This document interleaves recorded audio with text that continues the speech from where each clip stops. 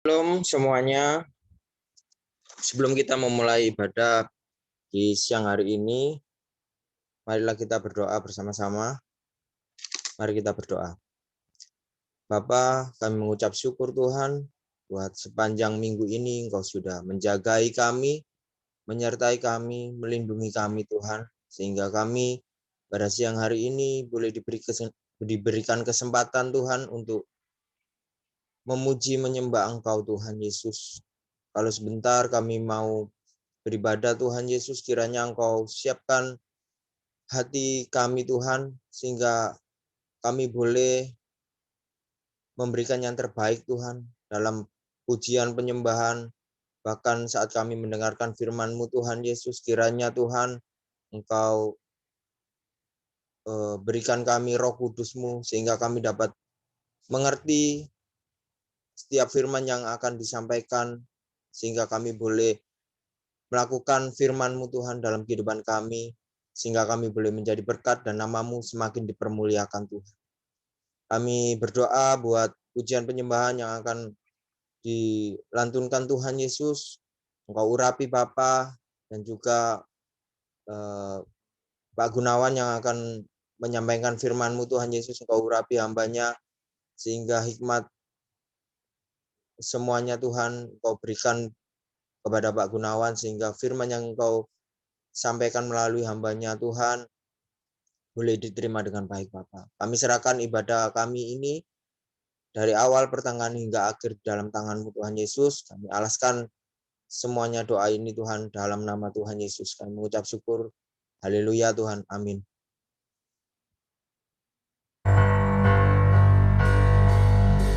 Kami mau menyembah Engkau Tuhan. Kami akan meninggikan Engkau Tuhan, sebab Engkau selalu baik dalam kehidupan kami ya Bapa. Yesus, Engkau sempurna, Engkau dahsyat, Engkau luar biasa, Engkau yang selalu bersama kami ya Allah. Tuhan, terima kasih atas segalanya Tuhan. Haleluya. Engkau yang kami andalkan. Ku perlu Engkau Yesus, haus jiwaku menantikan-Mu. Ku percaya Kau penuh pengharapanku di dalam-Mu. Yesus, hanya Kau yang ku andalkan, melebihi siapapun juga. Yesus, hanya Kau yang ku percaya di setiap waktu. Tiada lain yang ku andalkan selain Kau, Yesus. Semuanya baik Tuhan. Haleluya. Kami perlu Engkau Tuhan. Ku perlu Engkau Yesus, haus jiwaku menantikan-Mu. Kami percaya, ku percaya Kau penuh pengharapanku di dalam-Mu. Hanya Yesus, Yesus, hanya Kau yang ku andalkan, melebihi siapapun juga.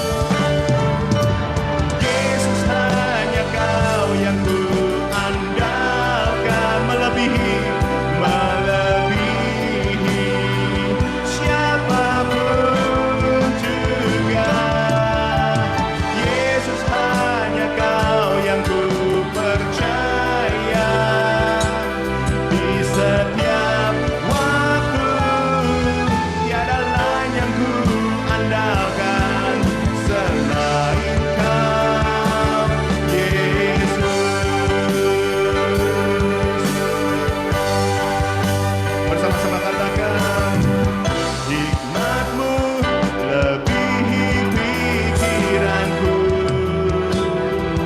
jalan-Mu di atas segala jalanku, tinggi dan dalamnya kasih-Mu, hanya Kau Yesus yang ku andalkan.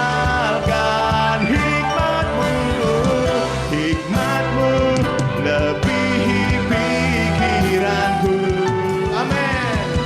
Jalan-Mu di atas segala jalanku, tinggi dan dalamnya kasih-Mu, hanya Kau Yesus yang ku andalkan, hanya Kau Yesus yang ku andalkan.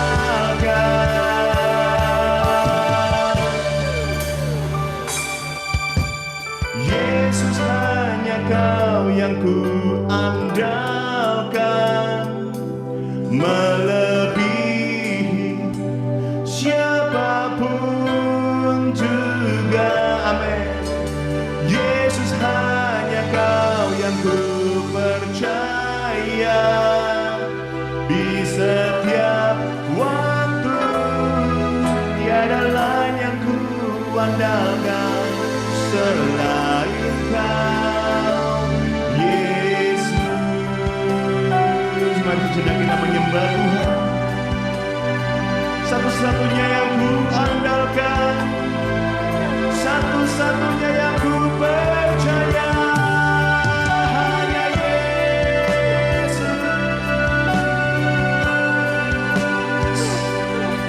hanya Yesus Tuhan. Kami menyembah-Mu, tinggikan nama-Mu. Haleluya, haleluya.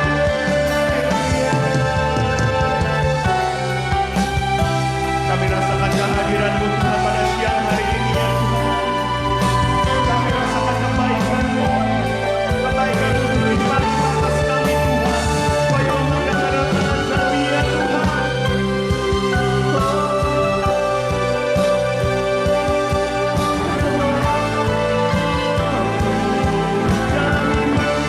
menyembah-Mu Tuhan.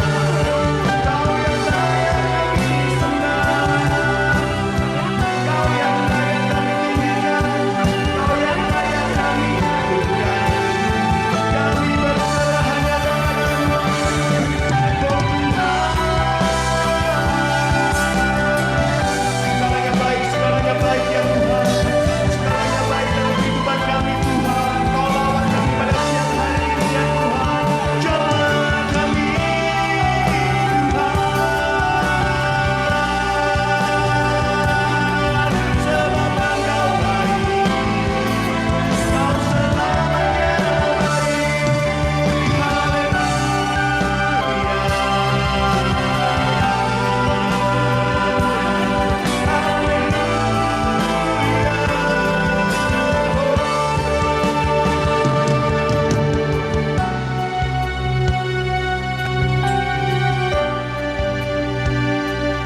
Kami bersyukur atas segalanya ya Tuhan. Kami bersyukur.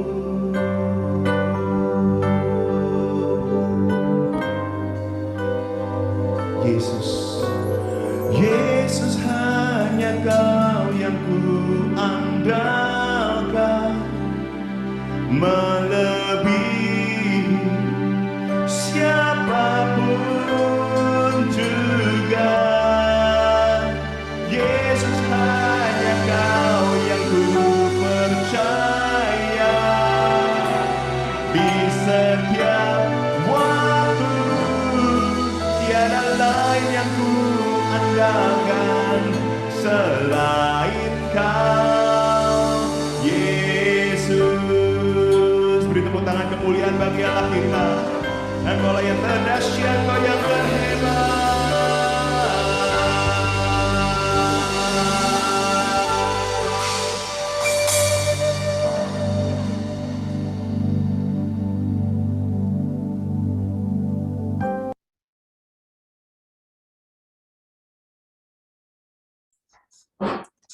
Shalom Bapak Ibu Saudara, suara saya cukup baik ya. Bisa dengar semua ya? Oke, thank you ya Mima. Oke, kita akan berdoa dahulu. Bapa di sorga, terima kasih untuk hari yang indah ini. Kami percaya bahwa setiap dari kami akan belajar sesuatu ya Bapak, seperti juga anak-Mu ini akan belajar apa yang Engkau mau. Sertai kami semua di dalam nama Tuhan Yesus. Beri kami roh-Mu dari ujung kepala kami sampai dengan ujung kaki kami, biar kami dapat merasakan bahwa Engkau hadir di tengah-tengah kami di dalam nama Tuhan Yesus. Terima kasih Bapa, terima kasih Tuhan Yesus, terima kasih Roh Kudus. Di dalam nama Tuhan Yesus. Haleluya. Amin. Ya, saya akan share screen ya. Sebentar.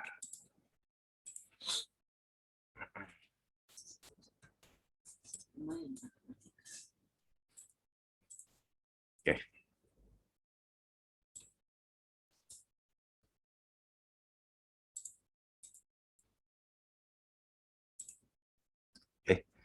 Share screen-nya kelihatan ya, Bapak Ibu ya? Sudah kelihatan semua ya? Tentang beban dan dosa. Oke. Saya tutup sebentar. Oke. Ya, kita akan hari ini belajar yang santai. Kita akan belajar tentang beban dan dosa ya.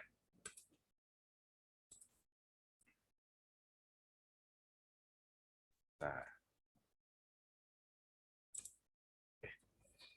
Ibrani 12 ayat yang pertama, karena kita mempunyai banyak saksi bagaikan awan yang mengelilingi kita, marilah kita menanggalkan semua beban dan dosa yang begitu merintangi kita dan berlomba dengan tekun dalam perlombaan yang diwajibkan bagi kita ya.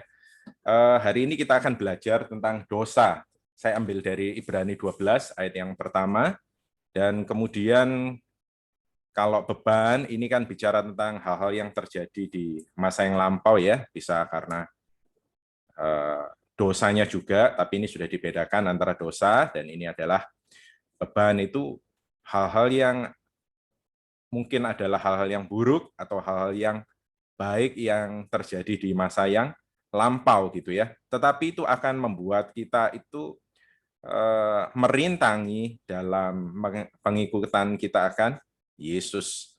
Jadi di sini dikatakan kita harus menanggalkan semua beban dan dosa. Dan yang kedua adalah berlomba dengan tekun dalam perlombaan yang diwajibkan bagi kita ya. Berlomba ini maksudnya adalah kita bukannya cepat-cepatan atau menang-menangan ya dengan orang lain, bukan. Tetapi perlombaan ini adalah perlombaan antara kita dengan diri kita sendiri ya. Kita yang dulu dengan kita yang sekarang. Jangan sampai kita yang sekarang lebih buruk daripada kita yang dahulu. Hari demi hari, kita ini kan makin lama akan makin baik ya. Tetapi sesungguhnya makin lama kita ini, umur kita ini di dunia ini kan makin pendek ya. Setiap kali kita bangun pagi, kita harus sadar bahwa kita itu makin mendekati liang kubur ya. Bukannya umur kita semakin panjang, walaupun kalau ulang tahun kita ini selalu dikasih selamat gitu ya, selamat panjang umur gitu ya, diharapkan panjang umur, walaupun setiap kali ulang tahun kita itu berkurang umurnya ya. Jadi Bapak Ibu harus tahu, setiap kali kita bangun pagi, ingat kita itu umurnya jadi makin pendek. Lakukan yang terbaik, lakukan yang Bapak Ibu mau lakukan, mumpung masih ada waktu ya. Jadi setiap kali kita itu harus lihat, apakah hari ini saya lebih baik daripada kemarin? Apakah damai sejahtera saya lebih bagus? Apakah saya ini bisa handle segala pergolakan batin dengan baik? Apakah saya masih hidup dalam beban dan dosa? Karena beban dan dosa ini membuat kita ini tidak bisa ikut Yesus dengan baik ya. Beban itu hal-hal yang terjadi di masa yang lampau ya, hal-hal yang baik.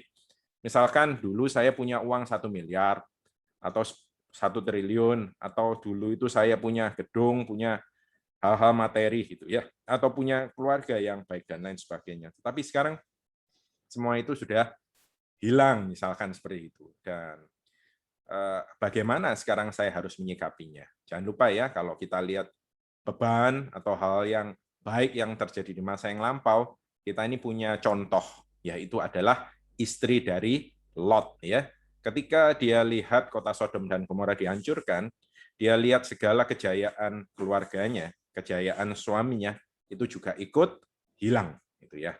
Maka kemudian Tuhan ubah dia menjadi tiang garam, menjadi peringatan bagi kita ya, harus bisa move on dari hal yang baik.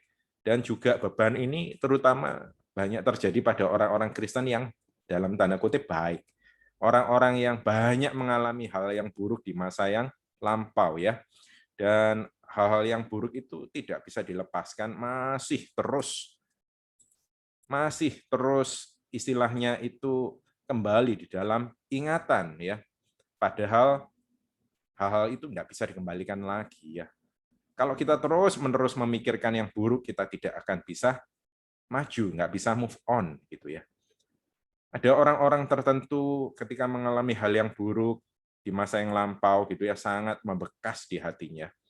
Kemudian dia terus cerita bahwa dia dulu diperlakukan begini, diperlakukan begitu, dia mengalami nasib yang sial, tidak beruntung, dan itu terus diceritakan secara berkala. Kemudian juga kepada orang-orang yang baru, dia terus juga cerita. Dan apa sih yang didapat adalah simpati. Orang mendapatkan simpati dengan bercerita hal tersebut. Tetapi ingat, seperti juga orang kalau kita kesusahan, orang datang untuk melayat, ada waktunya untuk berakhir. Ada waktunya kita ini harus bisa move on. Ada waktunya kita ini tidak bicarakan lagi hal tersebut. Karena apabila itu terus diceritakan, pertama lukanya tidak akan bisa sembuh. Yang kedua, orang tidak akan bersimpati lagi, sudah bosan Bapak Ibu. Malah kemudian kita ditegur, dan kita merasa sakit hati lagi kepada orang yang menegur kita. Loh, aku ini mengalami kesusahan kok, kamu kok tidak mau bersimpati gitu ya. Malah bela yang sana seolah-olah, malah bela pelakunya. Itu banyak sekali terjadi ya, apalagi kalau kita ini konseling orang ya. Orang yang sama datang dengan cerita yang sama lagi berkali-kali seperti itu, kita yang dengarkan bagaimana? Bosan gitu ya. Pertama Anda dengarkan, kedua Anda dengarkan gitu ya, supaya orang katakan itu kalau konsultan itu supaya toksinya keluar, racunnya keluar, dikeluarkan, ini tidak habis-habis sih. Karena apa? Diproduksi terus lagi diproduksi, diingatkan lagi. Siapa yang ingatkan? Setan ya. Sehingga kita tidak bisa move on. Lukanya tidak akan bisa sembuh ya. Jadi untuk itu, terhadap beban-beban yang hal-hal yang buruk di masa lampau, kita harus tahu, kita harus bersikap positif. Ingat seperti Yusuf, ingat seperti Daud ya. Yusuf jadikan segala sesuatu yang buruk di masa yang lampau jadi batu loncatan. Demikian juga Daud, dilupakan, ditinggalkan di padang belantara untuk mengurus cuma 2-3 ekor kambing atau domba gitu ya. Dia jadikan itu ajang pelatihan menghadapi mungkin rubah, menghadapi serigala, menghadapi macan, menghadapi beruang gitu ya. Karena apa? Karena nanti dia harus menghadapi Goliat. Dari Goliat mulailah dikenal namanya. Dia harus lari-lari terus di padang belantara, padang gurun, dikejar-kejar Saul supaya dia bisa menjadi raja yang baik. Musa dan lain sebagainya. Orang-orang pilihan Tuhan mengalami hal-hal yang buruk di masa yang lampau. Entah dia kenal Tuhan sebelumnya, entah dia belum kenal Tuhan, orang-orang pilihan Tuhan seringkali dididik di masa yang lampau hal-hal yang buruk. Kalau saat ini Anda masih ada di dalam tahap itu, dan terus-menerus seolah-olah dididik gitu ya, walaupun sudah umur sudah sekian, kok belum selesai pendidikannya, jangan lupa Musa pun juga dididik terus-menerus selama 80 tahun, baru setelah umur 80 tahun Musa baru dipakai. Tuhan, Anda jangan cengeng, ini adalah satu perlombaan. Ingat ya, perlombaan dengan diri Anda sendiri di masa yang lampau. Jangan sampai Anda hancur ya. Karena segala pendidikan Tuhan itu cuma 2 hasilnya. Anda hancur atau Anda akan berhasil. Saya harap Bapak Ibu Saudara akan ditemukan sebagai emas yang betul-betul murni ya. Itu tentang beban. Sekarang kita akan belajar tentang dosa ya. Ada pertanyaan umum tentang dosa. Ada dosa yang dikatakan membawa maut dan ada dosa yang tidak membawa maut. Kemudian di dalam bagian tersebut ada lagi juga yang mengatakan ada dosa yang membawa maut ini tidak perlu didoakan, karena memang ada pertanyaan seperti itu ya, banyak kali ditanyakan. Dan juga tentang menyalibkan lagi Tuhan Yesus sekali lagi. Kalau kita melakukan perbuatan dosa, nggak ada lagi korbannya. Kalau begitu, bukankah kita hari demi hari itu berdosa? Kemudian juga pertanyaan selanjutnya adalah tentang menghujat Roh Kudus. Ya, banyak kali orang-orang akan bertanya tentang 4 hal ini ya. Dan masih banyak lagi lainnya tentang pertanyaan tentang dosa, tapi karena keterbatasan waktu kita cuma bahas 4 hal ini ya. Kita mulai dari yang pertama ya. Dosa yang membawa maut dan tidak membawa maut ya. Kita lihat di 1 Yohanes 5 ayat 16 sampai dengan ayat 17. 1 Yohanes 5 ayat 16 sampai dengan ayat yang ke-17. Kalau ada seorang melihat saudaranya berbuat dosa, yaitu dosa yang tidak mendatangkan maut, hendaklah ia berdoa kepada Allah, dan Dia akan memberikan hidup kepadanya, yaitu mereka yang berbuat dosa yang tidak mendatangkan maut. Ada dosa yang mendatangkan maut, tentang itu tidak kukatakan bahwa ia harus berdoa. Semua kejahatan adalah dosa, tetapi ada dosa yang tidak mendatangkan maut. Apa itu dosa yang mendatangkan maut dan dosa yang tidak mendatangkan maut ya. Kemudian seolah-olah di dalam ayat 16 ini di bagian yang kedua ada kata-kata ada dosa yang mendatangkan maut, tentang itu tidak kukatakan bahwa ia harus berdoa ya. Ini seringkali ditanyakan. Jadi saya akan beri penjelasan ya tentang dosa yang mendatangkan maut. Apa sih yang dimaksud dengan maut di sini? Apakah maut itu adalah kematian? Adalah langsung hukuman Tuhan? Maut di sini itu ingat ya, Tuhan Yesus itu sudah mengalahkan maut di atas kayu salib. Dan Tuhan Yesus mati untuk semua kita yang percaya ya. Jadi Tuhan itu memberikan satu anugerah sama seperti Dia berikan mana kepada orang-orang Israel. Tetapi kalau kita tidak mau mengambil mana tersebut, ya sudah, Anda tidak akan dapat. Demikian juga ketika Anda tahu Yesus mati untuk Anda, dan kematiannya itu adalah untuk semua orang, tetapi Anda tidak percaya, Anda tidak ambil itu untuk jadi bagian hidup Anda, maka Anda bukanlah pengikut Yesus. Maka Anda bukan orang-orang yang menerima penebusan Kristus. Jadi jangan salah, seringkali orang selalu katakan, kenapa Tuhan tidak mati untuk semua orang? Kok kita harus belajar percaya? Kok kita harus melakukan keselamatan dan lain sebagainya? Karena walaupun mana itu diberikan, Anda harus untuk menunduk, untuk mengambil. Demikian juga setiap karunia, setiap fasilitas yang diberikan Tuhan, itu Anda mau terima atau Anda tidak mau terima. Jangan kemudian bilang bahwa Tuhan sudah mati untuk semua, jadi kita tidak perlu lagi melakukan keselamatan, kita tidak perlu lagi percaya, dan kita boleh hidup semau kita. Anda berlomba dengan diri Anda di masa yang lampau. Jangan lupa Bapak-Ibu Saudara ya.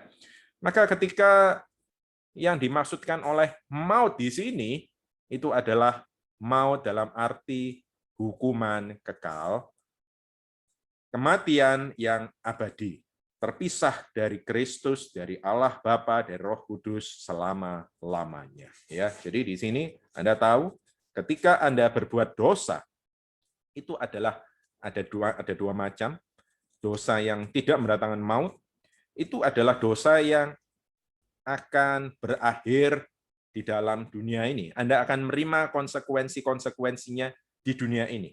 Sedangkan kalau maut di sini adalah Anda menerima konsekuensinya bukan saja di dunia ini, tetapi juga nanti di kekekalan. Ya, apa itu? Ketika Anda tidak percaya lagi kepada Kristus. Ketika Anda katakan, aku mau menikah dengan orang lain, agama seberang misalkan seperti begitu, dan aku bersedia untuk mengganti kepercayaan, misalkan seperti itu. Atau Anda sudah lagi tidak percaya kepada Kristus. Atau Anda istilahnya itu memutuskan hubungan, ya. Paham ya Bapak Saudara ya? Walaupun Anda sudah melayani Kristus dengan baik gitu ya, selama ini, tetapi kalau akhir hidup Anda berhenti percaya, Anda berhenti untuk jadi pengikut, jadi anak Kristus, maka Anda mendatangkan maut di dalam hidup Anda. Oke, paham ya Bapak Saudara ya? Kemudian bagian yang kedua mengatakan ada dosa yang mendatangkan maut, tentang itu tidak kukatakan bahwa ia harus berdoa. Di sini seolah-olah dikatakan bahwa kalau dosa yang yang tidak mendatangkan maut, kita bisa berdoa. Karena memang 1 Yohanes 5 ayat 16 sampai 17 ini adalah bagian dari 1 Yohanes 5 perikop yang paling akhir yang berbunyi tentang pengetahuan akan hidup yang kekal. Ini tentang bagaimana kita itu berdoa untuk saudara-saudara kita ya. 1 Yohanes 5 seperti juga bagian dari 1 Yohanes lain, 1 Yohanes 1, 2, 3, 4 itu ya, berbicara tentang kasih. Kalau Anda mengasihi saudara-saudara Anda, di dalam 1 Yohanes 5 ini dikatakan Anda harus berdoa untuk saudara-saudara Anda, Bapak Ibu Saudara, kekasih Tuhan ya. Jadi kalau Anda mengatakan aku mengasihi saudaraku, Anda tidak cukup juga untuk berbuat baik kepada dirinya, tetapi Anda juga bawa dia di dalam doa Anda. Semakin Anda kenal Kristus, semakin Anda dewasa, maka Anda akan semakin sedikit berdoa untuk diri Anda sendiri, dan semakin banyak berdoa untuk orang lain. Setuju Bapak Ibu Saudara ya? Semakin Anda dewasa, maka segala keinginan Anda makin sedikit, segala kebutuhan Anda yang Anda doakan makin sedikit, karena tahu Tuhan pasti cukupkan, dan Anda berdoa untuk keselamatan, untuk kesadaran, untuk segala yang dibutuhkan oleh saudara-saudara Anda yang lain. Ya, makanya di 1 Yohanes 5 ayat yang ke-21, penutup dari kitab ini adalah anak-anakku, waspadalah terhadap segala berhala. Ya. Jadi berhala itu adalah maksudnya ketika Anda berdoa cuma terus-menerus tentang hal-hal yang ada di dunia ini, Anda menjadikan hal yang ada di dunia ini sebagai berhala Anda ya. Ini jadi 1 Yohanes 5 ayat 16 dan 17 ini bagian dari doa tersebut. Tentang itu tidak kukatakan bahwa ia harus berdoa. Karena apa? Bukannya di sini itu kalimatnya itu mengatakan bahwa kita tidak perlu didoakan, tetapi kalimat ini mengatakan bahwa tidak cukup untuk didoakan saja. Orang-orang yang backslide, orang-orang yang murtad, orang-orang yang apostasia ya, yang tidak lagi mengikut Yesus, yang mendatangkan dosa yang membawa maut tersebut, Anda harus tegur, Anda harus nasihati apabila Anda memiliki kesempatan, dan tetap Anda bawa di dalam doa. Ya, Anda harus injili kembali, Anda harus lakukan, bukan cuma berdoa saja, tetapi ada banyak hal yang lain yang harus Anda perbuat. Karena saudara Anda ini akan mendapatkan hukuman yang kekal. Ya, paham ya Bapak Saudara ya? Jadi bukan kemudian tidak perlu didoakan, malah sebaliknya. Kita lanjut di Ibrani 6 ayat 1 sampai dengan 8. Sebab itu marilah kita tinggalkan asas-asas pertama dari ajaran tentang Kristus dan beralih kepada perkembangannya yang penuh. Janganlah kita meletakkan lagi dasar pertobatan dari perbuatan yang sia-sia dan dasar kepercayaan kepada Allah, yaitu ajaran tentang berbagai pembaptisan, penumpahan tangan, kebangkitan orang-orang mati, dan hukuman kekal. Dan itulah yang akan kita perbuat jika Allah mengizinkannya. Sebab mereka yang pernah diterangi hatinya, yang pernah mengecap karunia sorgawi, dan yang pernah mendapat bagian dalam Roh Kudus, dan yang mengecap firman yang baik dari Allah, dan karunia-karunia dunia yang akan datang, namun yang murtad, apostasia lagi, tidak mungkin dibaharui sekali lagi sedemikian hingga mereka bertobat, sebab mereka menyalibkan lagi anak Allah bagi diri mereka dan menghinanya di muka umum. Sebab tanah yang menghisap air hujan yang sering turun ke atasnya, dan yang menghasilkan tumbuh-tumbuhan yang berguna bagi mereka yang mengerjakannya, menerima berkat dari Allah. Tetapi kalau tanah itu menghasilkan semak duri dan rumput duri, tidaklah ia berguna dan sudah dekat pada kutuk yang berakhir dengan pembakaran. Jadi ketika Anda baca firman ini, banyak orang juga yang mengatakan, wah, kalau seperti ini, begitu kita berdosa, kita artinya sudah tidak memiliki lagi kesempatan untuk menerima Kristus, sebab mereka menyalibkan lagi anak Allah bagi diri mereka dan menghinanya di muka umum. Jadi ya, ketika kita baca firman ini dan menganggap seperti itu, maka kita akan berusaha keras supaya kita tidak akan berbuat dosa lagi. Itu memang tepat, memang benar ya. Tetapi yang di sini yang dimaksud adalah murtad atau apostasia. Murtad ya Bapak Ibu Saudara ya. Murtad itu artinya tidak lagi percaya kepada Kristus. Makanya Anda akan menerima hukuman yang kekal. Anda akan berhenti mempunyai hubungan dengan Allah Bapa dan segala penebusan Kristus tidak berguna lagi di dalam hidup Anda ya. Ayat 4 dikatakan begini, sebab mereka yang pernah diterangi hatinya, yang pernah mengecap. Kata-kata mengecap yang di sini di dalam Alkitab ya, khusus untuk kata mengecap di sini dipakai cuma 2 kali. Yang pertama di kitab Ibrani ini, yang satu ada di Matius 27 tentang ketika Kristus diberikan minum anggur asam bercampur empedu gitu ya.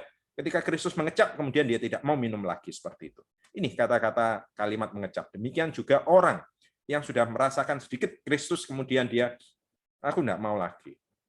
Aku tidak mengikuti. Ini seperti ini. Dia murtad. Dia ikut Kristus tapi karena hal-hal tentang pekerjaannya, tentang kemudian dia menikah dengan orang lain, dengan yang tidak beragama dan dia bersedia mengikuti itu dan lain sebagainya, seperti juga benih yang tumbuh di pinggir jalan. Seperti juga dengan benih yang kena panas gitu ya, dia menjadi kering. Maka demikian juga ini yang akan terjadi pada orang-orang yang murtad atau apostasia. Ini bukan untuk kita yang hari ini kita menipu atau berbohong gitu ya. Tapi kemudian kita bertobat, Tuhan masih ampuni kita. Bukan kemudian kita ini menyalibkan lagi anak Allah bagi diri mereka dan menghinanya di muka umum. Bukan seperti itu ya. Tetapi kita ini adalah tanah ya. Jangan lupa ya. Arti kata Adam itu adalah tanah. Kita ini adalah tanah yang menghisap air hujan. Air hujannya siapa yang berikan? Kristus ya. Tuhan Allah Bapa, Roh Kudus.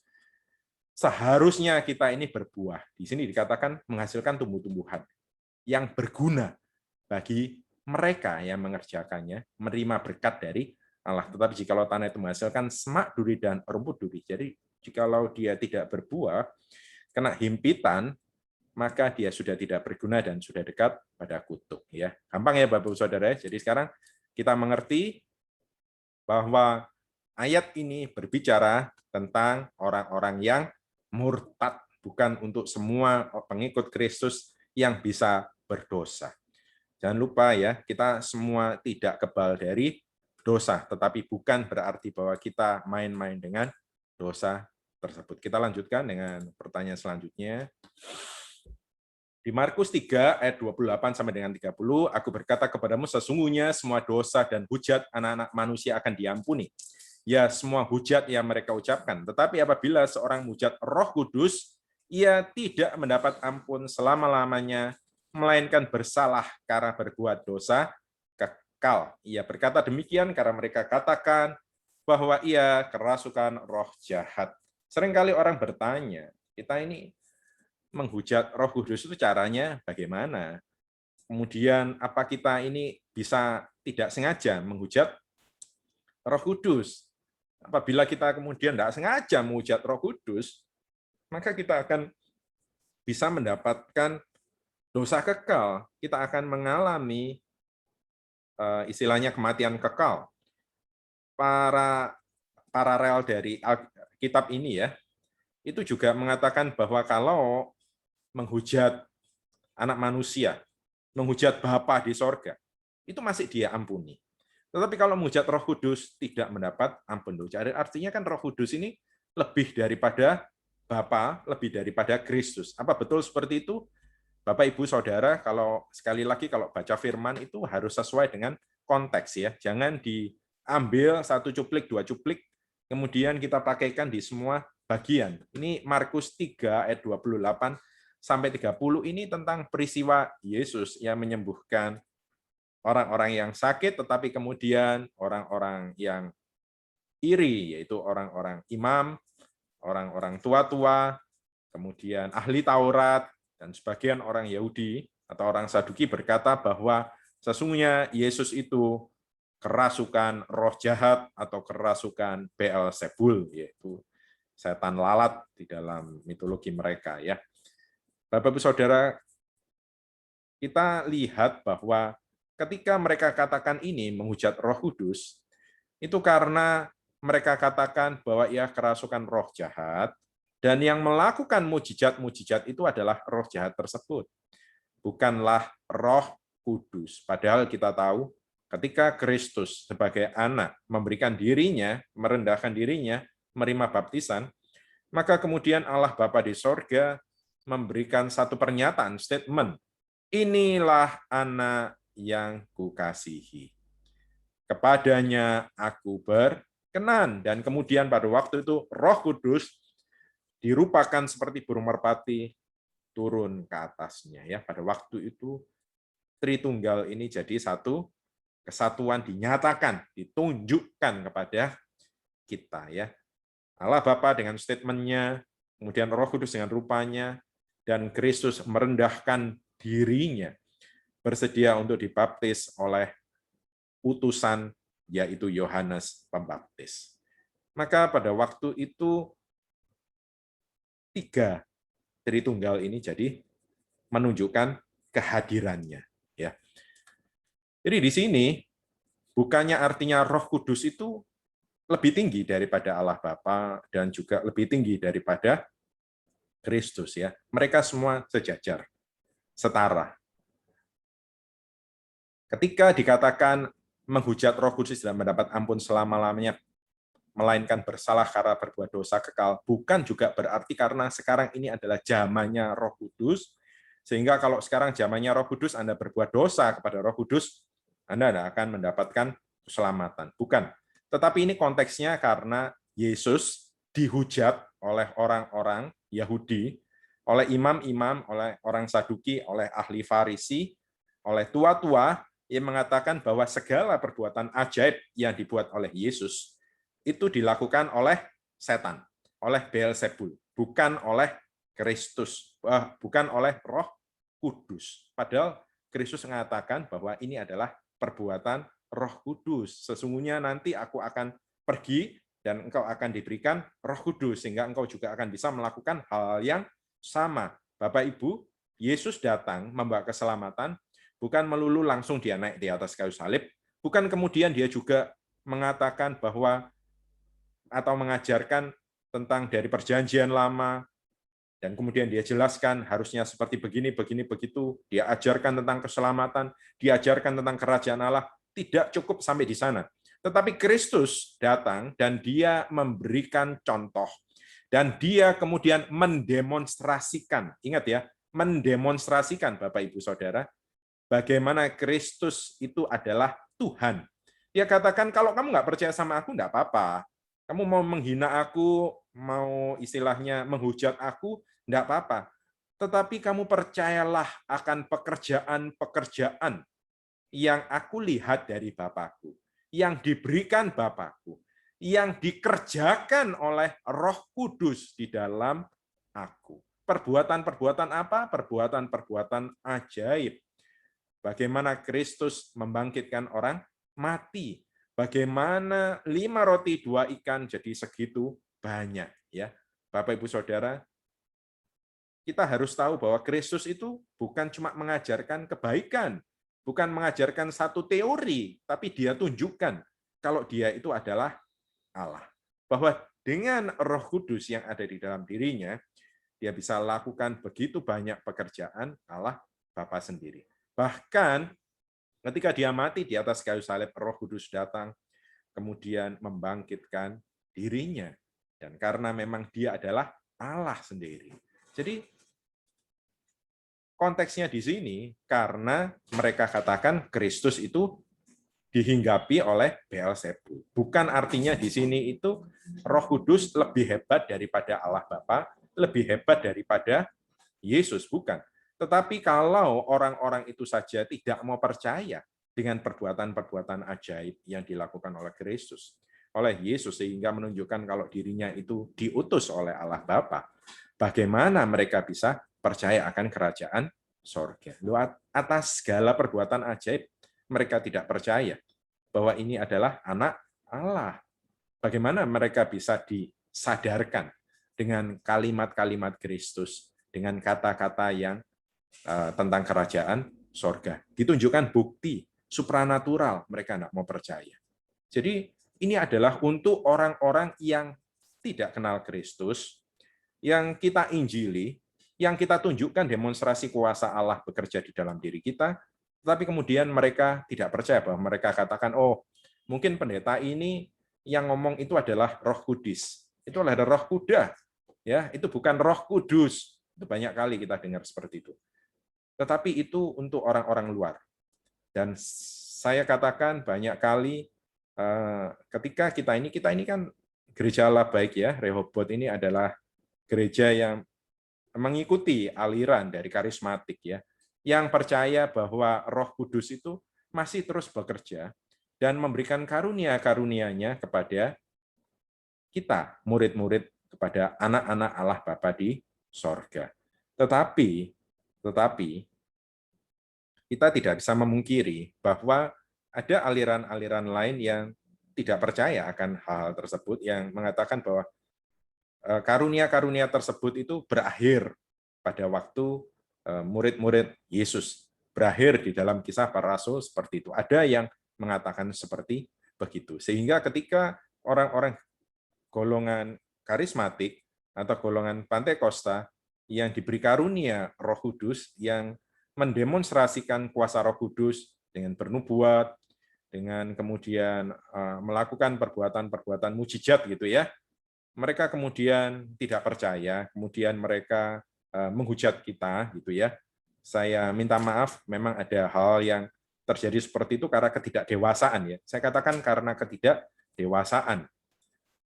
Tapi itu bukan berarti ketika mereka menghujat kita, kemudian artinya mereka menghujat Roh Kudus, sehingga kita membalas mereka dengan mengatakan bahwa orang-orang seperti itu yang tidak percaya akan nubuat yang diberikan, yang tidak percaya kepada karunia-karunia yang didemonstrasikan oleh anak-anak Allah golongan karismatik atau Pentakosta saat ini, berarti bahwa mereka akan masuk neraka karena mereka berbuat dosa kekal, karena mereka menghujat Roh Kudus. Maaf ya, ini tidak seperti itu. Anda jangan campur adukan hal-hal seperti itu dengan Markus 3 ayat 28 sampai 30. Markus 3 ayat 28 sampai 30 adalah untuk orang-orang yang tidak percaya Kristus. Sedangkan aliran lain yang walaupun tidak melakukan demonstrasi kuasa seperti kita, mereka pun juga percaya Kristus karena Kristus datang dalam kehidupan pribadi mereka, walaupun mereka tidak menggunakan fasilitas-fasilitas karunia yang disediakan Tuhan sama seperti kita. Mereka punya kelebihan lain dibandingkan kita, dan kita pun juga harus saling menghargai dan menghormati mereka. Jadi jangan kemudian ayat ini dijadikan senjata untuk menghajar mereka. Keliru sekali. Demikian juga jangan pernah menggunakan ayat-ayat lain untuk digunakan sebagai pelampiasan kita untuk menegur orang-orang yang kita benci ya. Bukan. Ketika kita menegur, kita tahu orang-orang yang dewasa dalam Kristus akan menegur dengan motivasi kasih. Menegur itu menyakitkan. Nggak ada orang yang suka ditegur. Semakin tinggi hamba Tuhan, semakin hebat pengetahuan Alkitabnya, semakin sulit untuk ditegur. Ya, dinasehati semakin sulit. Karena apa? Setiap nada yang tinggi aja itu menyebabkan sakit hati. Kita tidak sadar semakin orang mengatakan ada yang semakin sombong rohani. Dan kita kemudian berlindung dengan berbagai macam ayat. Maaf ya Bapak Ibu Saudara, kita belajar untuk dewasa. Semakin Anda dewasa, semakin Anda belajar untuk tidak sensitif, untuk tidak mudah tersakiti istilahnya ya. Anda belajar untuk merendahkan diri Anda, menerima segala kesalahpahaman dengan baik. Makanya Kristus tunjukkan bagaimana dia juga mencuci kakinya Yudas Iskariot yang sebentar lagi akan menjual dirinya. Maka dia juga bersedia untuk berdiam diri di depan orang-orang yang menghujat dia, yang memfitnah dia, yaitu notabene malah orang-orang yang mengenal firman, yaitu ahli-ahli Taurat, imam-imam, bahkan imam besar sekalipun. Tuhan sudah berikan contoh, supaya kita pun juga bisa mengikutinya.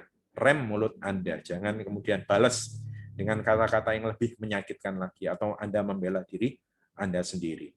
Jangan. Ya. Jadi konteks ini sesungguhnya tentang menghujat Roh Kudus itu adalah untuk orang-orang yang tidak kenal Kristus pada zamannya Yesus ini ya.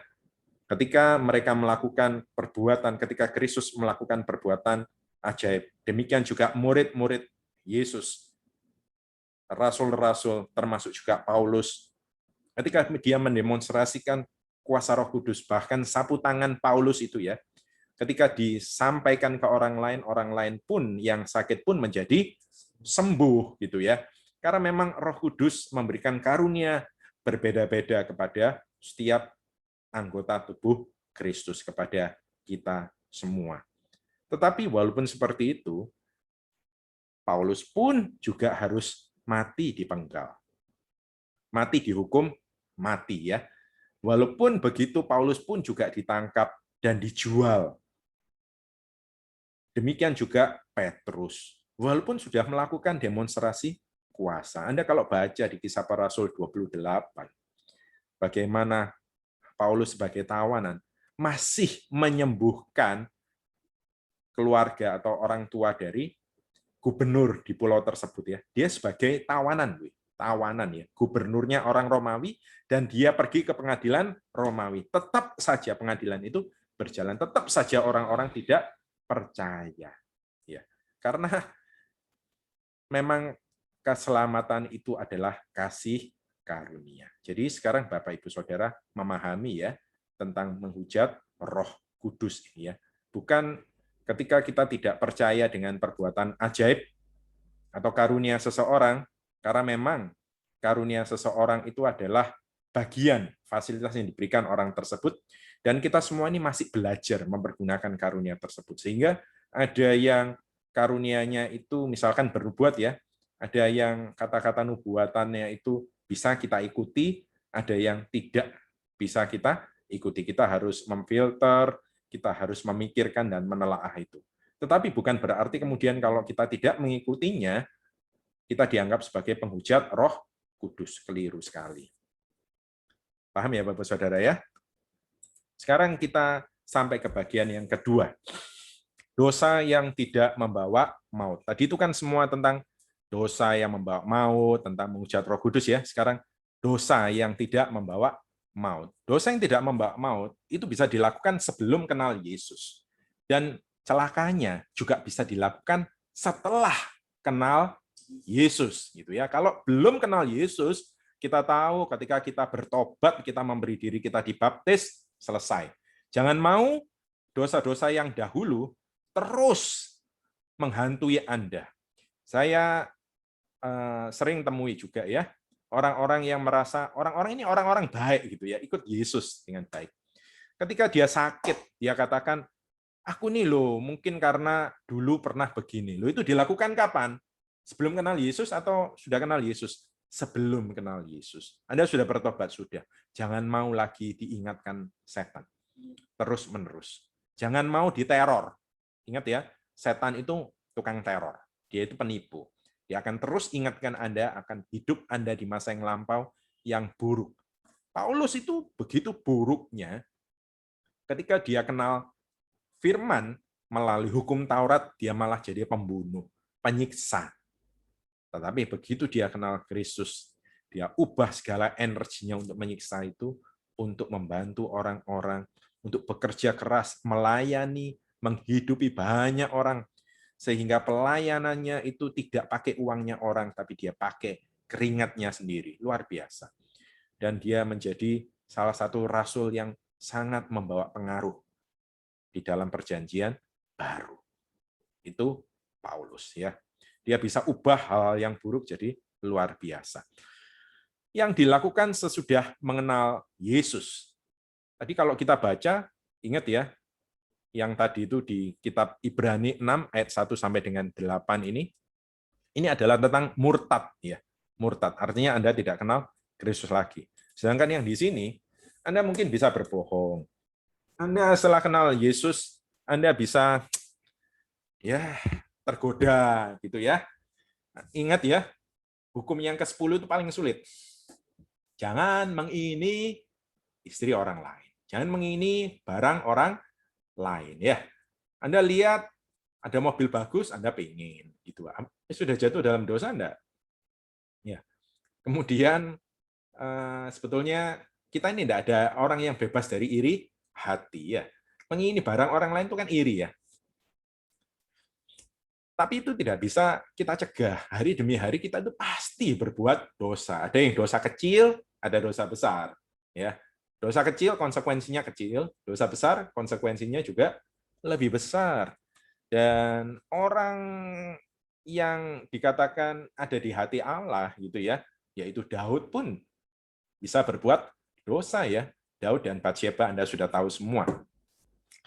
Dan luar biasanya ketika peristiwa Daud dan Batsyeba ini sudah terjadi, Anda pikir Daud tidak berbuat dosa lagi? Oh, Daud masih membuat dosa lagi dengan peristiwa penghitungan orang-orang Israel ya. Sudah dicegah sama Yoab, tapi dia tetap mempeng karena dia itu mau istilahnya hatinya mau menunjukkan ini loh, kebesaranku, kehebatanku, sama seperti Nebukadnezar. Ketika sudah tenang, sudah berumur, orang itu kan mau mendekati liang kubur itu kan kemudian dia review, ini sudah lakukan apa aja ya di dalam hidupku ini ya. Puas enggak ini aku dengan hidup ini? Aku sudah berkarya, berprestasi apa ya? Padahal itu semua dilakukan oleh Allah Bapa.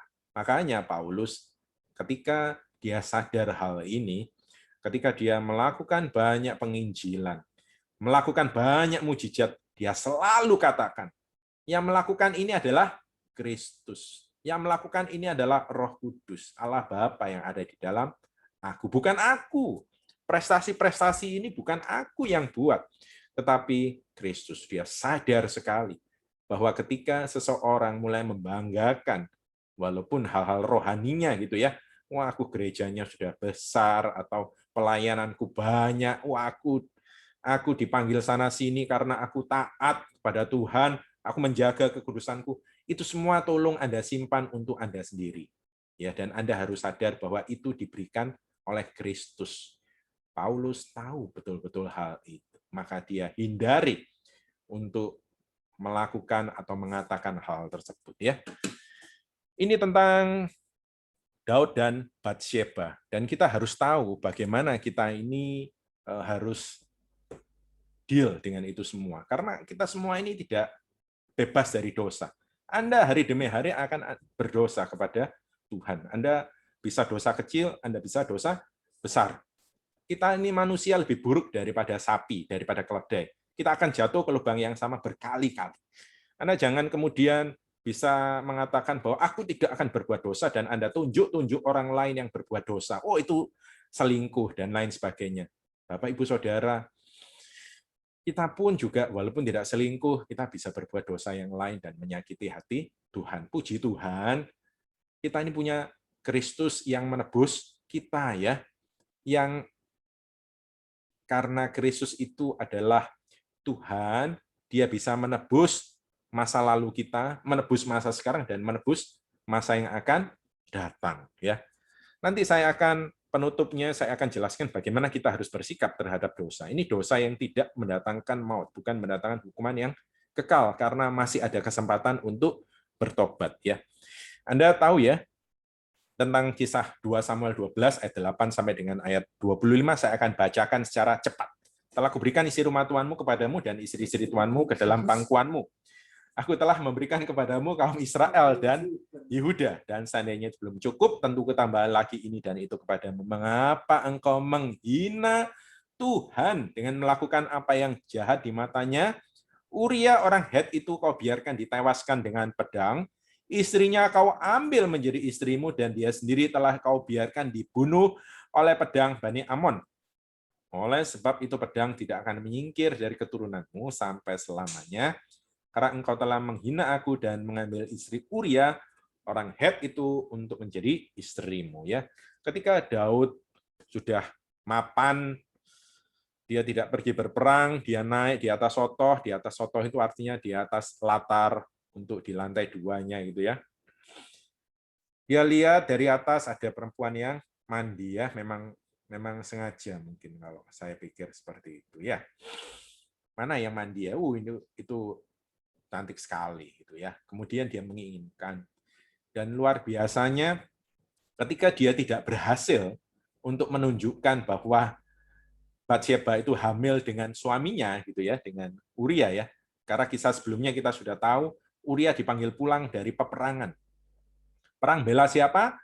Bela Daud juga. Dipanggil pulang, disuruh tidur dengan Batsyeba. Dan dia tidak mau Uria itu. Dia katakan, Panglima Yoab masih perang. Orang-orang masih perang. Aku masa tidur lagi sama istriku pulang makan minum. Aku tidak mau. Karena itu terus-menerus tidak mau. Maka kemudian Daud menulis surat kepada Yoab, dan di celakanya itu diberikan sendiri kepada Uria. Jangan dibuka ya, tapi nanti ini kasihkan kepada Yoab, panglima itu. Isinya adalah Uria yang bawa surat ini, taruh di medan perang yang paling depan, yang kamu tahu sangat berbahaya, dan biarkan dia dibunuh. Pada saat nanti dia diserang, kalian mundur pelan-pelan. Biarkan dia jadi tumbal dan mati di sana. Luar biasa jahat ya. Nulis surat untuk pembunuhan dan dititipkan kepada orangnya sendiri yang nanti akan jadi tumbalnya. Dia tidak sadar kalau dia membawa pesan kematian. Dan itu semua karena pelampiasan nafsu untuk menutupi segala dosanya Daud. Makanya Tuhan katakan, dosamu ini sangat besar sekali. Saul saja tidak melakukan seperti itu, Bapak Ibu Saudara, walaupun dia begitu tidak berkenan di hadapan Tuhan. Ini orang yang kenal Tuhan, hamba Tuhan yang diurapi, yang sangat dibanggakan oleh orang-orang Israel. Ini kenapa sih terjadi seperti ini? Karena Tuhan mau tunjukkan kepada kita semua, orang-orang yang menyembah Dia, orang-orang yang jadi pemimpin, orang-orang yang Anda anggap sangat kudus dan suci, tidak ada yang kebal dosa.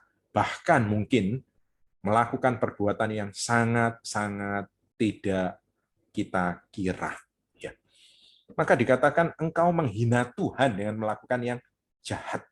Oleh sebab itu ada konsekuensi. Ingat, setiap dosa itu ada konsekuensinya ya. Kalau memutuskan jadi aputasia itu tadi itu ya, murtad, Anda akan menerima hukuman yang kekal.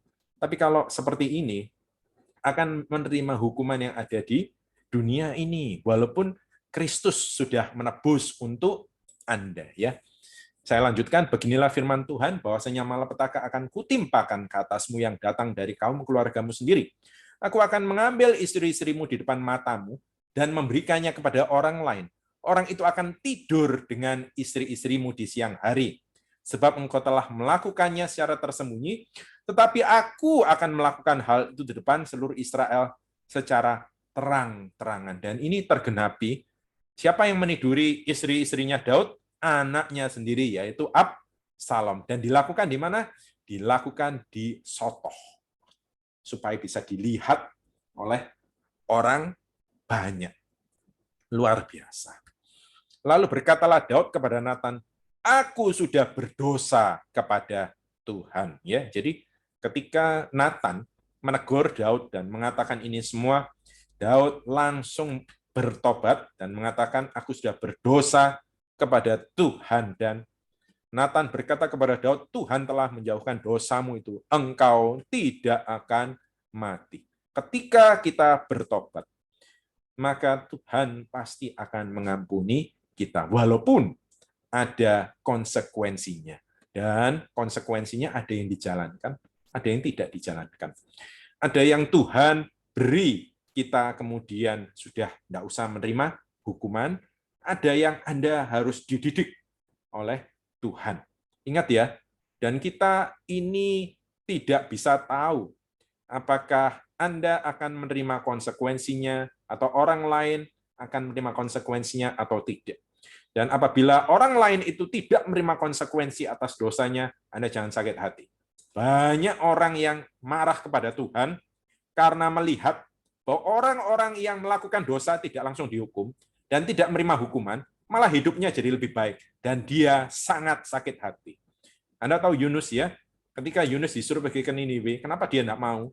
Karena yang harus dia sampaikan pertobatan, berita tentang pertobatan itu, warning yang diberikan Tuhan itu adalah musuh besarnya. Bangsa yang banyak menyiksa bangsanya. Bangsa orang-orang dari Asyur. Dia disuruh ke Niniwe, dia tidak mau. Bahkan ketika Tuhan mengampuni orang-orang Niniwe itu, karena mereka bertobat, sakit hati Yunus itu. Siapa Yunus itu? Nabinya Tuhan. Anda semakin ikut Kristus, Anda jaga kekudusan. Gampang sih, jaga kudusan sulit. Anda harus bersedia bayar harga, dan itu sakit sekali bagi daging Anda. Anda lihat orang lain tidak melakukan seperti Anda. Kok enak ya mereka itu ya? Aku puasa, mereka nggak puasa makan-makan. Sehingga kita marah pada orang-orang yang nggak puasa, kita hancurkan mereka.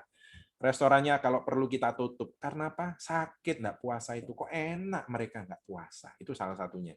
Kok enak mereka menahan diri tidak Aku sudah menahan diri loh.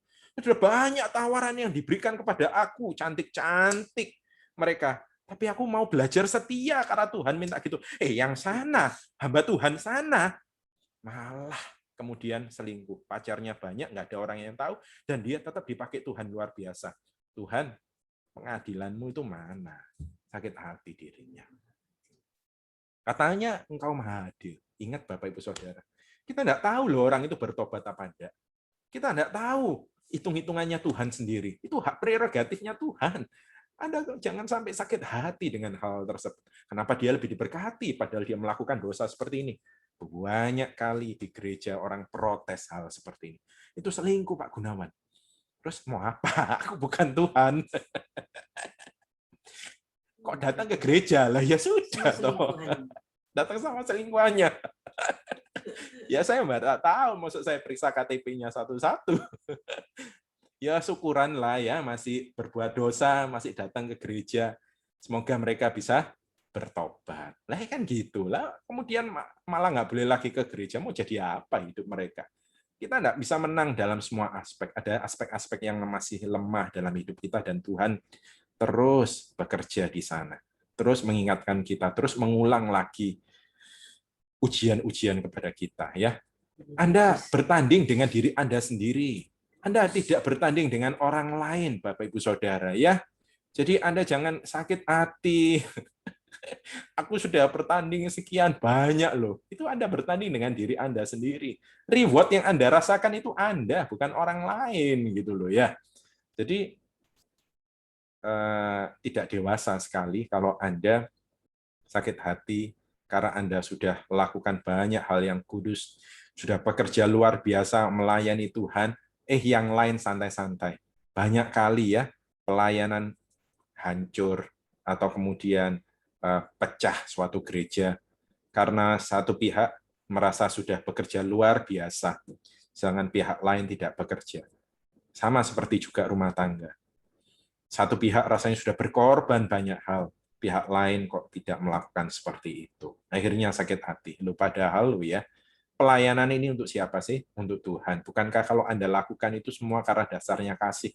Mau orang lain tidak kerja, Anda bagian, orang lain tidak kerja, Anda kerjakan sendiri, bukannya lebih baik? Sama seperti ketika Anda melayani Tuhan itu karena kasih atau karena terpaksa. Anda berkeluarga itu karena dasarnya kasih atau dipaksa dulunya. Ya.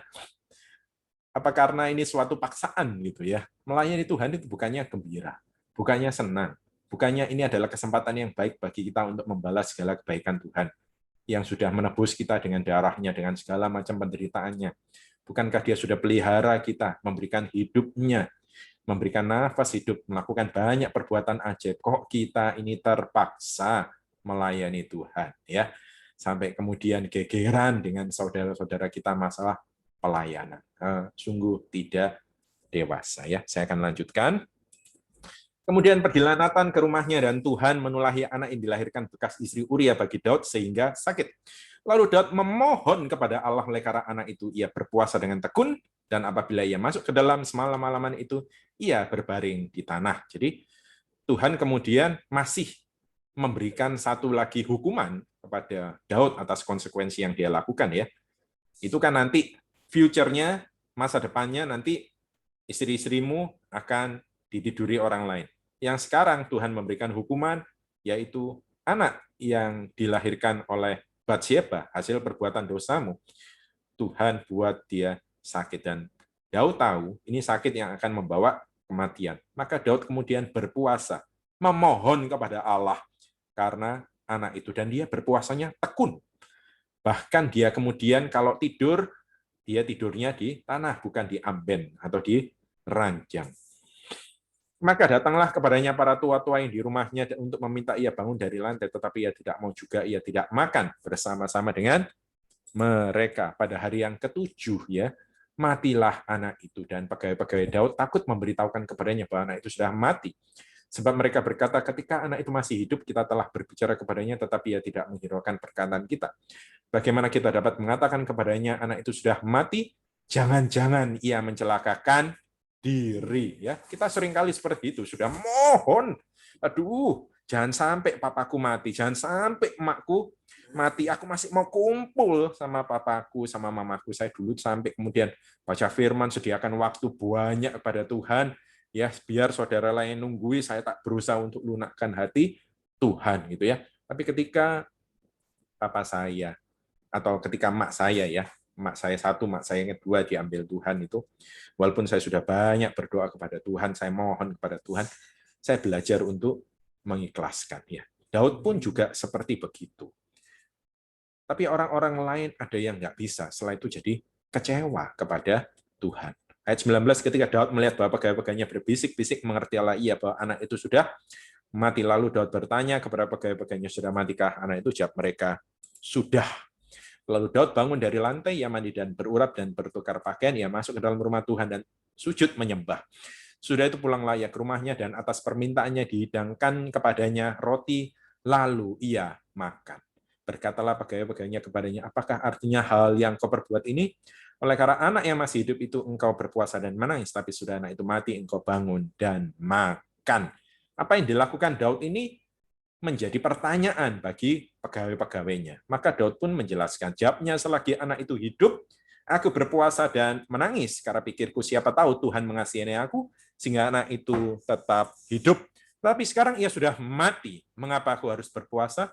Dapatkah aku mengembalikannya lagi? Aku yang akan pergi kepadanya, tetapi ia tidak akan kembali kepadaku.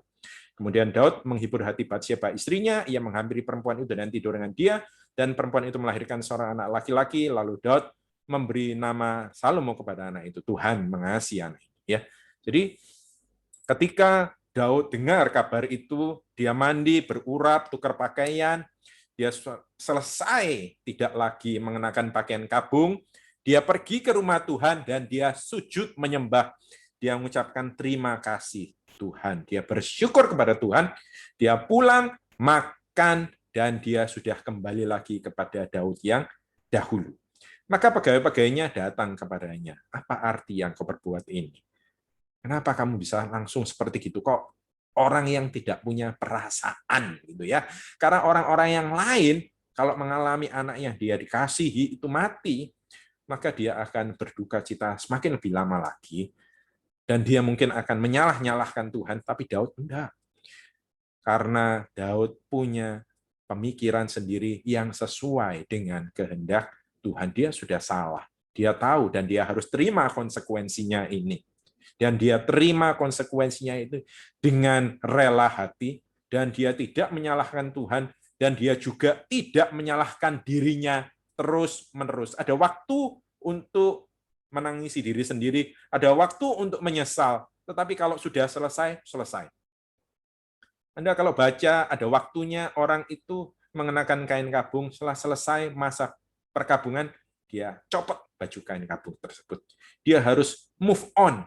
Dia harus bertanding dengan pertandingan yang baru di dalam hidupnya. Hari yang baru. Dia tidak bisa lagi terus hidup di masa yang lampau, terus-menerus menyesali dosanya. Dua anak ini mati, kenapa aku dulu kok berbuat dosa sama Batsyeba ini seperti begini, dan lain sebagainya. Bapak, Ibu, Saudara, karena sikap hati Daud seperti itu, malah Daud kemudian menghibur hati Batsyeba. Batsyeba ya pasti lebih sakit hati lagi seperti itu ya, kehilangan suaminya, sekarang dia hidup dalam keadaan yang tidak kudus, seolah-olah seperti itu ya, dicela sama orang-orang ibu-ibu ya, netizen yang ada di Yerusalem gitu ya. Mereka kalau hari-hari kumpul pasti ngerasani Batsyeba, Batsyeba seperti ini, Raja Daud seperti begini gitu ya. Kita aja BCL mau pacaran atau mau kawin lagi aja bingung kita semua ya. Ini adalah permaisuri dan rajanya ya. Ya, dia jadikan Batsyeba itu sebagai permaisuri ya. Dia kemudian hibur gitu ya. Dan kemudian dia tidur lagi dan melahirkan seorang anak laki-laki ya. Daud memberi nama Salomo kepada anak itu. Anda tahu arti Salomo? Shalom. Artinya damai, sejahtera. Luar biasa. Orang yang sudah melakukan dosa gitu ya. Kalau kita gitu ya sudah ikut kekudusan, ikut Tuhan, menang perang dan lain sebagainya. Anda kalau baca bagaimana grafik hidupnya Daud itu yang mengalami Tuhan, mengalami yang nggak enak dan dia menang terus. Ini sekarang tentang perbuatan dosanya yang dia lakukan dengan sengaja, gitu ya. Karena dia melampiaskan nafsunya, nggak cukup sampai di sana, sampai dia harus membunuh orang yang setia kepada dirinya, yaitu Uria. Orang yang setia loh pada dirinya, dia bunuh. Ya, bagaimana tercelanya Daud? Dirasani oleh orang-orang Yerusalem, oleh orang-orang Israel, dari dulu sampai sekarang. Tetapi dia bisa punya damai sejahtera. Dia tahu Tuhannya itu mengampuni kesalahan. Apakah Anda juga punya seperti itu? Tetapi hukuman tetap jalan, anaknya mati, tapi dia bisa perbaiki. Ya, nasi sudah jadi bubur. Dia ubah bubur itu jadi bubur ikan, bubur ayam, gitu ya. Jadi makanan yang lebih lezat daripada sebelumnya. Dia tidak menyesali, nasi kok jadi bubur, ini kaitan air ini ya. Tapi dia ubah jadi lebih baik lagi. Demikian juga kita semua. Apakah kita terus menyesali konsekuensi dosa kita? Atau kita mau jadi seperti Daud? Ubah hal-hal yang buruk karena beban, karena dosa itu jadi shalom. Jadi shalom, damai, sejahtera. Akibatnya apa? Tuhan mengasihi anak ini. Dia itu mengasihi siapa sih? Tuhan itu mengasihi anak ini atau mengasihi ayah anak ini yang memberikan nama Shalom atau Salomo pada anak tersebut. Dan ditutup ayat 25, dan dengan perantaraan Nabi Nathan yang menyuruh menamakan anak itu Yedija oleh karena Tuhan. Anda tahu arti kata Yedija? Kekasih Tuhan. Bapak Ibu, kita ini dalam hubungan dengan Tuhan sama seperti kita hubungan dengan suami, dengan keluarga kita, dengan teman kita. Ada saat-saat hubungan itu mengalami pasang surut, mengalami surut. Mungkin kita bisa mengkhianati teman kita, mengkhianati pasangan kita sehingga dia sakit hati sekali. Dan dia kemudian bisa memberikan hukuman kepada kita. Kita nggak dianggap, itu paling enak, paling gampang. Atau dia kemudian minta pisah dari kita, dan lain sebagainya. Karena dia sakit hati sekali. Dan dia tidak bisa menerima kita seperti begitu. Tapi Daud tahu bagaimana harus handle itu semua. Dia tidak terus-menerus menyesali itu. Dia tunjukkan dia sudah menyesal dan dia menerima segala konsekuensi itu dengan baik. Apakah Anda bisa seperti Daud? Anda bisa minta ampun kepada Tuhan. Anda bisa menyesal. Tidak ada lagi Batsyeba yang kedua. Dia tidak lagi lakukan hal tercela seperti Uria, walaupun dia jatuh lagi dalam dosa yang lain, yaitu dosa kesombongan. Ya. Tetapi karena dia bisa mempertahankan damai sejahteranya, dia tahu sudah ya sudah. Dia tidak lagi hidup di masa yang lampau. Grafik hidupnya terus maju ke depan. Dia orang yang move on, Bapak Ibu Saudara, karena dia tahu dia harus menyelesaikan pertandingan. Dia harus hidup lebih baik daripada masa yang lalu. Maka dia berikan nama Salomo kepada anak itu. Dan Tuhan berikan nama yang baru juga, yaitu kekasih Tuhan. Karena Tuhan mau mengatakan, Daud, apa yang kau lakukan? Engkau membuat aku jatuh cinta lagi kepadamu. Dosa-dosamu yang dahulu, aku tidak ingat lagi. Demikian juga kita, apabila kita rela menerima segala konsekuensi dosa kita. Walaupun kita sudah berdoa kepada Tuhan, Tuhan, aku minta ampun atas segala dosa-dosaku. Tolong Tuhan, diakhiri masa ini. Tolong Tuhan, jangan renggut ini. Aku salah, aku sungguh-sungguh salah, aku berdosa. Tapi tidak serta-merta Tuhan langsung ambil hukuman tersebut. Mungkin masanya masih terus berjalan. Tetapi apakah Anda rela dididik Tuhan? Apakah Anda rela menerima konsekuensi itu? Apabila Anda rela seperti itu, maka Anda akan disebut juga Yedija, kekasihnya Tuhan. Tuhan Yesus memberkati. Kita akan berdoa, Bapa di sorga, setiap dari kami tidak kebal untuk berbuat dosa. Tapi ketika kami bersedia untuk menerima segala konsekuensi tersebut, dan kami bertobat, ya Bapa, dan kami juga tidak menunjuk-nunjuk orang lain atas segala dosa mereka, karena sadar tidak ada dari kami yang kebal terhadap dosa. Maka biar kami menjadi kekasih-Mu, ya Tuhan, menjadi Yedija-Mu, karena Engkau terus-menerus mau mengampuni. Karena Engkau terus-menerus mau berhubungan kasih dengan kami. Biar kami senantiasa terus jatuh hati kepadamu. Seperti Engkau juga akan terus-menerus jatuh hati kepada kami. Biar kami selalu menjadi kekasih-kekasih Yedija di masa yang baru ini. Di dalam nama Tuhan Yesus. Biar kami dapat menyelesaikan pertandingan hidup kami sendiri. Hari demi hari, kami lebih baik dari kami yang lalu. Di dalam nama Tuhan Yesus. Terima kasih Bapa, terima kasih Tuhan Yesus, terima kasih Roh Kudus. Di dalam nama Tuhan Yesus. Amin.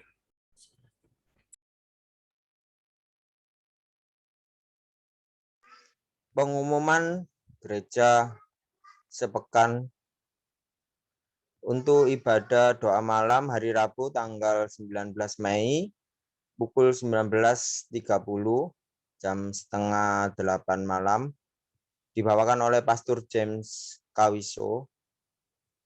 Dan untuk ibadah Zoom minggu depan tanggal 23 Mei pukul 12 siang di pembicara dibawakan oleh Evangelis Jeremia S. dari Jakarta. Demikian pengumuman gereja sepekan. Tuhan Yesus memberkati.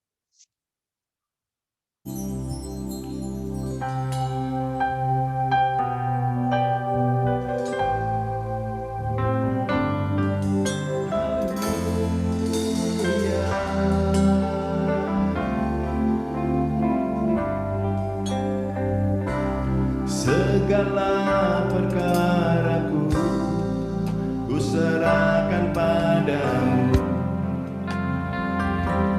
Allah pembelaku.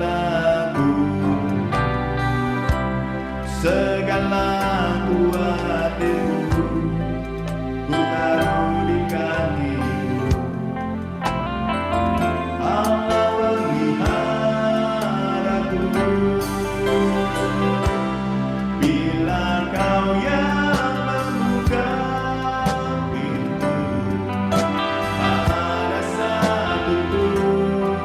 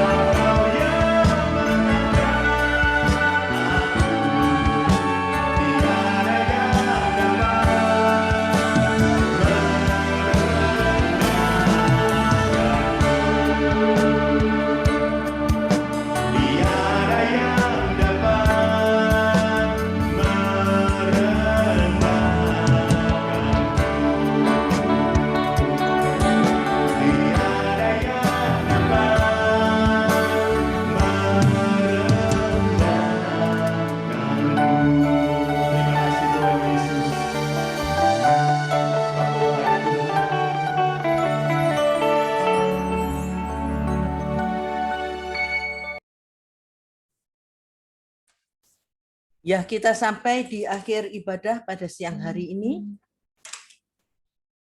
Kalau Tuhan sudah berkehendak, tiada satu pun yang dapat melawan kehendak Tuhan. Siang hari ini, satu firman yang mengajarkan untuk setiap kami, untuk kita selalu bisa menguasai diri kita dan bisa menjadi kekasih-kekasih Tuhan untuk masa kini. Mari kita tutup ibadah pada siang hari ini. Kita satukan hati kita masih dalam hadirat Tuhan dan kita sama-sama berdoa. Mari Bapak Ibu sekalian.